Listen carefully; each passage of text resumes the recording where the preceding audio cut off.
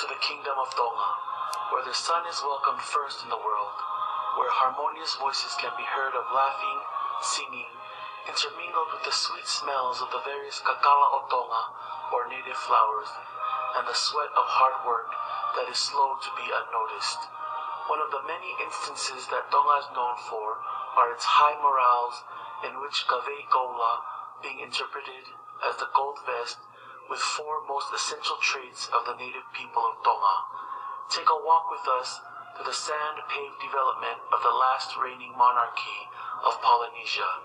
As the sun rises on the east, we make our first stop with the first trait, Tauhi Vaha'a, translated, keeping up with relationships, where each individual has their personal role in family and community, whether it be at the village koka'anga, or making of traditional Tongan ngatu or bark cloth, or uta petahi, the family plantation, or fishing at sea. To represent this trait is the traditional dance of the ma'ulu, created with the sounds of beating drums, singing with both men and women performers.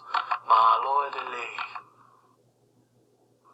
Anga Faka-apa-apa, translated as respectful manner, is our next stop in the mid-morning of island life. We can see this trait best demonstrated in the traditional female dance, Tau'olunga, through the virtue and beauty of the Tongan young woman.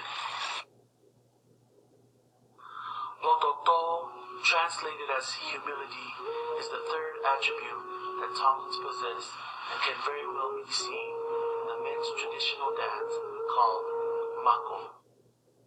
Last of all comes the most essential of the attributes of the kavei koula, which is Mamahi'i, translated as heartfelt devotion or dedication. As the day wraps up, the sun sets just as it rose, and we end as we had begun, together.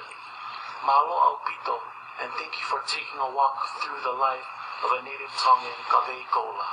Lewelewa e malanga, tu'a o Faigia.